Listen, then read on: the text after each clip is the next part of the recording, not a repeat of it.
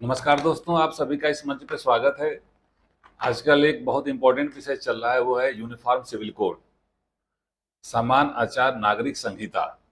इस संबंध में लॉ कमीशन ऑफ इंडिया विधि आयोग ने जो है देश के सभी नागरिकों से और रजिस्टर्ड धार्मिक संगठनों से यह राय मांगी है कि समान नागरिक संहिता में यूनिफॉर्म सिविल कोड के संबंध में क्या उनकी राय है, जिससे कि आगे उस पर विचार किया जा सकता है। ऐसा इसलिए विधि आयोग ने किया है कि विधि आयोग को सरकार ने जो है यह जिम्मेदारी सौंपी है कि वह इस दिशा में कार्य करे।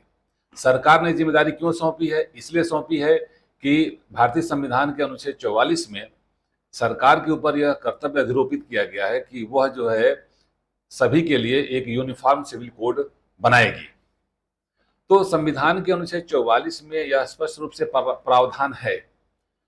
मैं आज ये चर्चा करना चाहता हूं कि अनुच्छेद 44 में जो प्रावधान है, जब ये बन रहा था उस समय संविधान सभा में हमारे जो फाउंडिंग फादर्स है वो क्या इस पे चर्चा किए, और उसके बाद यह भी हम आज उल्लेख करना चाहेंगे कि हमारी माननीय सुप्रीम कोर्ट ने इस संबंध में क्या अपने जो है विचार व्यक्त किए हैं। जहां तक जो है संविधान सभा का प्रश्न है, भारतीय संविधान सभा में जो है हमारे जो संविधान निर्माता थे वो बहुत बड़े विद्वान थे, और 23 नवंबर 1949 को यूनिफॉर्म सिविल कोड पे चर्चा हुई, और चर्चा में ये बात लाई गई कि एक अपने पास यूनिफॉर्म सिविल कोड होना चाहिए, जिसका उद्देश्य ये था कि देश की एकता और अखंडता बनी रहे, सभी के ऊपर समान रूप से लागू होगा। तो यूनिफॉर्म सिविल कोड में क्या ऐसी बात है जिसमें यह अपेक्षा की गई थी कि सबके ऊपर समान रूप से लागू होगा? चूंकि ये जो है सभी नागरिकों के लिए जो है विवाह के संबंध में, विवाह विच्छेद के संबंध में, भरण पोषण के संबंध में, एडॉप्शन गोद लेने के संबंध में, यह जो है अनुच्छेद सरकार के ऊपर कर्तव्य आरोपित करता है कि सबके लिए समान कानून बनाए। जब इस पे चर्चा हुई तो कुछ लोगों ने इसका विरोध किया, और विरोध जो है इस आधार पे किया कि इससे जो है माइनॉरिटी के राइट्स पे बुरा असर पड़ेगा। विरोध करते हुए जो है सबसे पहले जो है मोहम्मद इस्माइल साहब जो मद्रास से थे, उन्होंने कहा कि इस तरह का जो यूनिफॉर्म सिविल कोड है यह जो है किसी पर जबरदस्ती नहीं थोपा जाना चाहिए। अगर ऐसा करना है तो उस समाज का अनुमोदन होना चाहिए। तो उन्होंने कहा कि जबरदस्ती नहीं होना चाहिए, और अगर लागू करना है तो अप्रूवल होना चाहिए उसका, कम्युनिटी का। लेकिन नजरुद्दीन मोहम्मद शाह और हुसैन इमाम साहब ने जो है, उन लोगों ने जो है इस संबंध में अपने विचार व्यक्त किए कि यूनिफॉर्म सिविल कोड एक जरूरत तो है, लेकिन इसको अचानक लागू नहीं किया जाना चाहिए। ये धीरे धीरे इसको लागू करना चाहिए, समय के अंतराल पे लागू करना चाहिए, क्योंकि अचानक अगर किसी पे लागू कर दिया जाएगा तो उनकी जो व्यवस्था है वो अव्यवस्थित हो जाएगी और इससे असंतोष फैलेगा। तो इस तरह के विचार आए माइनॉरिटी कम्युनिटी की तरफ से, और इस संबंध में मिस्टर के एम मुंशी ने अपने विचार व्यक्त किए। उन्होंने ये कहा कि सदन में जो चर्चा हो रही इससे ये दो बात स्पष्ट है कि नंबर वन, कि यूनिफॉर्म सिविल कोड लागू करने से ऐसा लग रहा है कि यह फ्रीडम ऑफ रिलीजन पे जो है एक तरीके से जो है एडवर्स इफेक्ट है, उसके विरुद्ध है। और दूसरा उन्होंने कहा कि दूसरा ग्राउंड ये लग रहा है कि यह जो है माइनॉरिटी कम्युनिटी के साथ अत्याचार होगा। तो मिस्टर के एम मुंशी ने कहा कि ऐसा नहीं है। उन्होंने कहा जहां तक जो फ्रीडम ऑफ रिलीजन पे एडवर्स इफेक्ट की बात है, ऐसा नहीं है। हर एक व्यक्ति को फ्रीडम ऑफ रिलीजन की गारंटी दी गई है अनुच्छेद 25 में। तो मिस्टर मुंशी ने कहा कि रिलीजन किसी भी व्यक्ति का अपना वो व्यक्तिगत मामला है, लेकिन रिलीजन से एसोसिएटेड जो एक्टिविटी है, जो सोशल एक्टिविटी है, जो प्रैक्टिसेस हैं, या जो सेकुलर एक्टिविटीज है, उन पे जो है संविधान के अनुच्छेद 25 में यह व्यवस्था की गई है कि उसको सरकार जो है रेगुलेट कर सकती है। तो उन्होंने कहा कि ऐसा नहीं है, और किसी के धार्मिक जो है अधिकार है उस पर कोई हस्तक्षेप जो है नहीं किया जाएगा, क्योंकि अनुच्छेद 25 में पहले ही गारंटी कर दी गई है कि हर एक जो है नागरिक का, हर एक व्यक्ति का जो है धार्मिक स्वतंत्रता सुरक्षित है। लेकिन उस धर्म के से साथ जो सेकुलर एक्टिविटीज है, जो सोशल एक्टिविटीज है, उसको सरकार नियंत्रित कर सकती है, रेगुलेट कर सकती है, उसके संबंध में कानून बना सकती है। तो ऐसा नहीं है कि किसी के धार्मिक अधिकारों पे उल्लंघन है।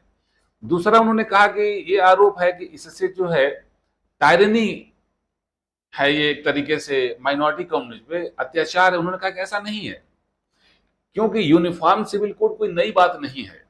उन्होंने जो है कई ऐसे कंट्री का जिक्र किया जहां पे जो है यूनिफॉर्म सिविल कोड लागू है। यहां तक कि उन्होंने ये कहा कि इंडिया में भी जो है यूनिफॉर्म सिविल कोड जो है बहुत जो है मुस्लिमों पे लागू था, वो हिंदू लॉ के अनुसार गवर्न होते थे। मिस्टर मुंशी ने कहा कि जैसे क्रिमिनल लॉ बना है या आपका सिविल लॉ बना है, ये भी कानून सब पे समान रूप से लागू होते हैं। ऐसा कोई नहीं है कि कहीं जो है किसी के ऊपर जो है इसको जो है जबरदस्ती लागू किया जा रहा है, ऐसा नहीं है। तो जस्ट मिस्टर के एम मुंशी ने जो है इसकी चर्चा की। इसके पश्चात डॉक्टर अंबेडकर साहब ने कहा कि यूनिफॉर्म सिविल कोड जो है, जो जिसकी बात हम कर रहे हैं, वह जो है ह्यूमन बिहेवियर से रिलेटेड है। उनका यह कहना है कि जो यूनिफॉर्म सिविल कोड बनने जा रहा है वो ये नहीं है कि जो है किसी के ऊपर जबरदस्ती लागू कर दिया जाएगा, या जो कोई अपना पर्सनल लॉ मान रहा है, उसको फॉलो कर रहा है, उसको हटा करके यूनिफॉर्म सिविल कोड लागू कर दिया जाएगा। हालांकि उन्होंने यह एग्जाम्पल दिया कि शरीयत एक्ट बनने के पहले जो नॉर्थ फ्रंटियर जो प्रोविंस थे, वहां पे जितने लोग थे वो सब लोग हिंदू लॉ से गवर्न होते थे, इंक्लूडिंग मुस्लिम माइनॉरिटी कम्युनिटीज। और बाद में जब शरीयत एक्ट लाया गया तो वो बहुत संतुष्ट नहीं थे, और जब शरीयत एक्ट लाया गया तो उसमें व्यवस्था की गई थी कि जो चाहता है इसके अनुसार गवर्न होना, वो एक ऑफिसर के जो डेजिग्नेटेड ऑफिसर था उसके पास जाएंगे, एप्लीकेशन देंगे कि हम शरीयत एक्ट से गवर्न होना चाहते हैं, और धीरे धीरे धीरे शरीयत एक्ट लागू हो गया। डॉक्टर अंबेडकर जी का यह कहना था कि पार्लियामेंट को भी जो है यूनिफॉर्म सिविल कोड बनाना चाहिए, और इसको अचानक लागू नहीं करना चाहिए, इसको ग्रेजुअल लागू करना चाहिए। और साथ ही साथ पार्लियामेंट जब ये यूनिफॉर्म सिविल कोड बनाएगी तो इनिशियली यह ऑप्शनल रखेगी, मतलब जो ये वैकल्पिक रहेगा प्रारंभिक तौर पे कि कौन इसके अनुसार गवर्न होना चाहता है, कौन नहीं होना चाहता है। एक चीज मैं बता दूं कि जो मिस्टर के मुंशी हो या डॉक्टर अंबेडकर हो, उन लोगों का ये कहना था कि रिलीजन और पर्सनल लॉ दोनों अलग अलग है। रिलीजन का रिलेशन जो है किसी भी व्यक्ति के उसकी आत्मा से, उसके शरीर से और सीधे ऑलमाइटी से है, जबकि पर्सनल लॉ का संबंध जो ह्यूमन रिलेशन से है, ह्यूमन बिहेवियर से है। जैसे कुछ समुदायों में विवाह को एक संविदा माना जाता है, दो पक्षकारों के बीच संविदा माना जाता है, तो ये क्या है, एक तरीके से ह्यूमन रिलेशन है। तो उनका ये कहना था कि इस ह्यूमन रिलेशन को जो है रेगुलेट इस प्रकार किया जाए कि यह सबके ऊपर समान रूप से लागू हो, क्योंकि अगर जो है ये इसको लागू नहीं किया जाएगा तो कुछ लोग इससे वंचित हो जाते हैं अपने अधिकारों से। महिलाओं का जो अधिकार है वो सुरक्षित नहीं हो पाता है, चाहे वो मेंटेनेंस का मैटर हो, चाहे वो डाइवोर्स का मैटर हो, चाहे वो सक्सेशन का मैटर हो। इसलिए समान रूप से लागू होना चाहिए, तभी जो है देश यूनाइटेड रहेगा, तभी हम देश की इंटीग्रिटी को मेंटेन कर पाएंगे। तो इस आधार पे हमारे भारतीय जो संविधान सभा में जो है, जो हमारे जो फाउंडिंग फादर्स थे, उन लोगों ने इस दृष्टि से जो है यह प्रयास किया कि राज्य सरकार को या केंद्र सरकार को अधिकार प्रदान किया जाना चाहिए कि वह समान जो है नागरिक संहिता, जिसको यूनिफॉर्म सिविल कोड बोलते हैं, वह लागू करे। अब जहां तक जो है माननीय सुप्रीम कोर्ट के विषय की बात है, इस संबंध में मैं यह उल्लेख करना चाहूंगा कि अभी हाल ही में 23 मार्च 2023 को chief justice of India justice Chandrachud साहब की अध्यक्षता में सुप्रीम कोर्ट के बेंच ने जो है एक निर्णय दिया है, और उस निर्णय में ये कहा है कि जो है एक्चुअली जो डीवाई चंद्रचूड़ साहब की बेंच थी, इसमें जो है मिस्टर अश्विनी उपाध्याय ने एक जनहित याचिका फाइल की थी, जिसमें यह मांग की थी कि सुप्रीम कोर्ट जो है केंद्र सरकार को आदेश दे कि वह जो है यूनिफॉर्म सिविल कोड बनाए। इसमें जस्टिस चंद्रचूड़ साहब की बेंच ने यह कहा कि यह संसद का कार्य है कि वह बनाए यूनिफॉर्म सिविल कोड, उस पर वो विचार करे। यह न्यायपालिका के अधिकार क्षेत्र में नहीं आता है कि वह संसद को डायरेक्शन दे कि इस तरह का जो है वो कानून बनाए। और इस आधार पे मिस्टर अश्विनी उपाध्याय की जो है पीआईएल को जो है सुप्रीम कोर्ट ने जो है रिजेक्ट कर दिया। इसके पहले एक बहुत इंपॉर्टेंट केस था Sarla Mudgal versus union of India 1995 में, जिसमें सुप्रीम कोर्ट ने दो बहुत महत्वपूर्ण बात कही। एक तो सुप्रीम कोर्ट ने कहा कि सरकार से कि आपको जो है यूनिफॉर्म सिविल कोड बनाना चाहिए, और दूसरा सुप्रीम कोर्ट ने यह भी कहा, जो संविधान सभा में चर्चा हुई, कि रिलीजन और पर्सनल लॉ दोनों अलग अलग चीजें हैं, दोनों का कनेक्शन नहीं है। क्योंकि रिलीजन जो है यह एक व्यक्तिगत विषय है, वह व्यक्ति और ऑलमाइटी को, गॉड से रिलेशन को रेगुलेट करता है, उससे उसका संबंध है। और पर्सनल लॉ जो है यह ह्यूमन बिहेवियर है, ह्यूमन रिलेशन है, सोशल रिलेशन है। तो सुप्रीम कोर्ट ने केंद्र सरकार को यह जो है कहा था कि आप जो है यूनिफॉर्म सिविल कोड बनाएं। ऐसे एक बहुत ही चर्चित विषय था मोहम्मद अहमद खान वर्सेस साहबानो बेगम 1985 में, जिसमें माननीय उच्चतम न्यायालय ने कहा कि यह बहुत एक दुखद विषय है कि अनुच्छेद 44 अभी भी डेड लेटर बना हुआ है। सुप्रीम कोर्ट का यह कहना था कि अगर जो है यूनिफॉर्म सिविल कोड बनता है तो इससे नेशनल इंटीग्रेशन होगा, राष्ट्र की एकता बनेगी। It means this article will help in integrating the nation. तो इस प्रकार सुप्रीम कोर्ट ने कहा कि यूनिफॉर्म सिविल कोड होना चाहिए।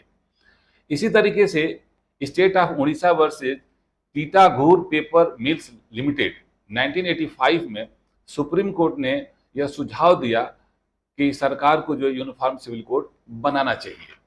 तो यह हम देखते हैं कि यूनिफॉर्म सिविल कोड के संबंध में हमारे संविधान सभा में, संविधान में और माननीय सुप्रीम कोर्ट में यह चर्चा रही कि एक यूनिफॉर्म सिविल कोड होना चाहिए, नंबर 1।